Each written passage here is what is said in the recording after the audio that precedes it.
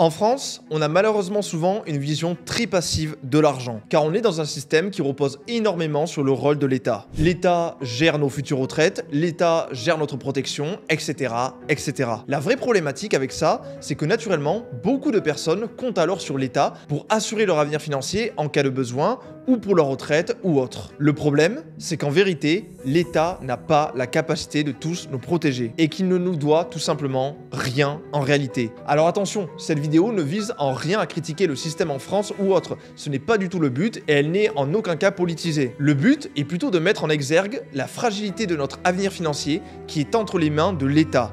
Pourquoi il est important de nos jours de s'en occuper soi-même et tout simplement comment le faire. Parce qu'en France, on a un système de retraite dit à répartition, ce qui était pour moi une très bonne idée et philosophie il y a 50 ans. Mais en 2025, ce système devient de plus en plus utopique. En 1945, il y avait environ 4 actifs pour financer un retraité, ce qui signifie concrètement qu'il y avait en moyenne 4 personnes actives qui travaillent et qui cotisent de l'argent tous les mois sur leur salaire pour financer la retraite d'une personne. C'était donc un système de retraite basé sur la solidarité entre les travailleurs qui cotisent 4 fois plus nombreux, qui prennent soin de leurs aînés à la retraite. Sur le papier, c'est ok.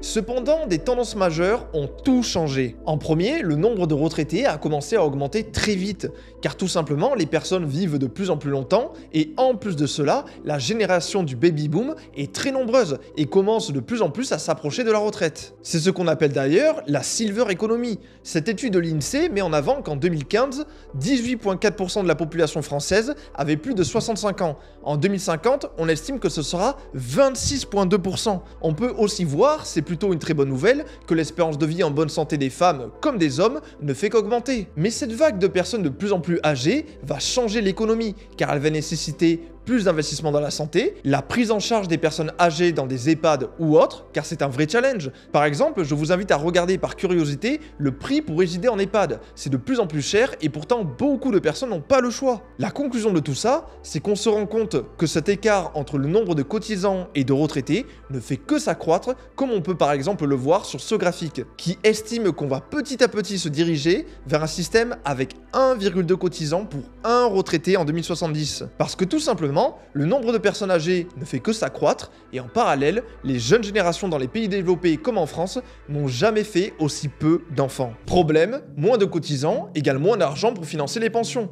Alors vous allez me dire, oui mais 1,2 cotisants pour un retraité c'est toujours ok, c'est toujours un ratio positif. Mais en fait, pas du tout. Et c'est sur ce point que beaucoup se trompent. Ils oublient un phénomène invisible mais pourtant bien réel, qui est l'inflation. 100 € aujourd'hui n'auront pas du tout la même valeur dans 10 ans. Et les pensions de retraite sont censées être valorisées chaque année pour tenir face à l'inflation.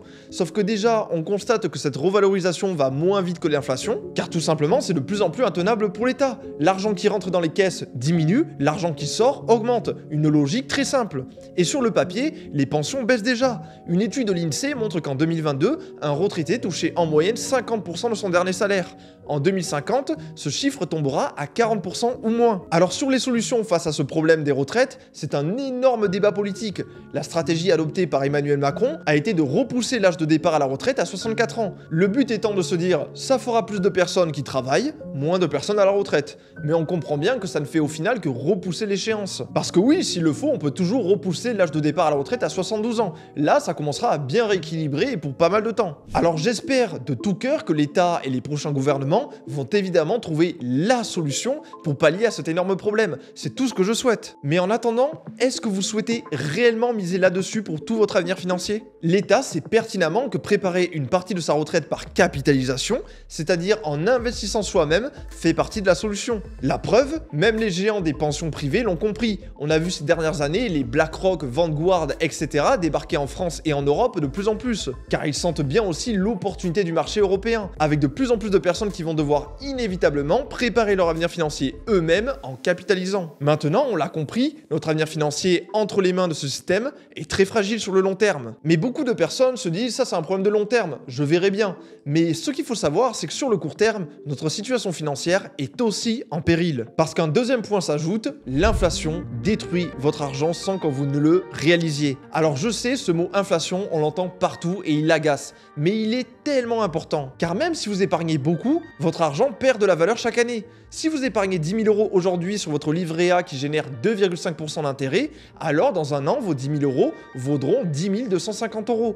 Mais si de l'autre côté, on a un taux d'inflation à 3,5%, alors quelque chose qui coûte 10 000 € aujourd'hui coûtera en moyenne 10 350 € dans un an. Avec cet effet cumulé, cela détruit votre pouvoir d'achat chaque année. Alors attention, nuançons le discours de beaucoup qui disent que le livret A et l'épargne ont toujours subi l'inflation, c'est faux. Si on regarde ce graphique de la Banque de France, on voit qu'en rouge, le rendement du livret A a longtemps été relativement supérieur à l'inflation. Cependant, on voit bien que depuis plusieurs années, ce n'est plus du tout le cas. La réalité, c'est qu'on devrait toujours parler en rendement net d'inflation. Si le rendement du livret A est à 2,5% et l'inflation à 2%, alors le rendement réel de ce placement est de 0,5%. Et concrètement, c'est pas avec 0,5% par an que vous allez préparer votre avenir financier et bâtir votre indépendance financière. Maintenant, si on regarde ce graphique de revenus, on peut comparer la performance des placements cumulés sur 30 ans vs l'inflation. En gros, on constate une hausse des prix et donc du niveau d'inflation cumulé de plus 67% sur la période. Donc pour quelque chose qui coûtait 1 000 € au début, cela coûte 1 670 € 30 ans plus tard. Donc en laissant mon argent pendant 30 ans sur un compte courant, ici mon pouvoir d'achat aurait été divisé par 1,67.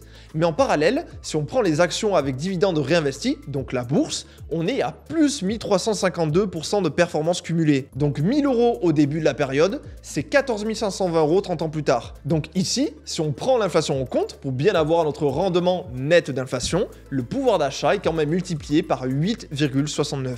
Pourtant, sur cette période de 30 ans, il y en a eu pléthore des crises économiques. Crise de 2007, bulle internet de 2001, choc pétrolier, etc., etc. Et bien que la bourse ait chuté à de maintes reprises, le constat est toujours là sur la période, la tendance croissante perdure. Alors maintenant, bien sûr, ce n'est pas des rendements garantis en bourse. Comme dans tout investissement, la notion de risque rentre en jeu. Même si quand on a une vraie stratégie en place, qu'on fait bien les choses, qu'on ne les fait pas à moitié, alors on peut maîtriser ce risque. Maintenant, quel est le plus risqué? Investir son argent ou laisser son argent sur un compte courant où actuellement le risque de perte avec l'inflation est de 100%. Commencez à préparer votre avenir financier via une bonne stratégie d'investissement est pour moi aujourd'hui un indispensable. Car on est gagnant dans tous les cas. Si notre système de retraite continue de prospérer, comme je le souhaite, alors vous percevrez deux retraites, celle de l'État et la vôtre. Cela vous permettra d'avoir un revenu passif et vous donnera le choix de partir quand vous le souhaitez à la retraite, sans atteindre un fameux taux plein jusqu'à vos 70 ans. A l'inverse, si le système vient malheureusement à devenir très défaillant, alors vous aurez assuré votre propre avenir financier. La maîtrise de l'argent et l'investissement, ça va au-delà de juste s'enrichir, c'est simplement bâtir son indépendance financière. Il faut partir du principe que même si c'est tabou en France, l'argent est un sujet trop important dans notre vie pour laisser 100% de notre destin financier entre les mains de quelqu'un d'autre que nous. Encore une fois, cette vidéo n'a aucun biais politique, j'ai essayé de rester le plus neutre possible face au sujet. Et n'hésite pas à me dire ton avis en commentaire, je serai ravi d'en discuter. J'espère que cette vidéo vous aura plu, et si maintenant tu es intéressé par l'investissement et comment bâtir ton indépendance financière, alors tu es au bon endroit. Et je peux t'inviter à t'abonner pour plein de contenus sur le sujet. Je vous dis à très vite, prenez bien soin de vous, bye.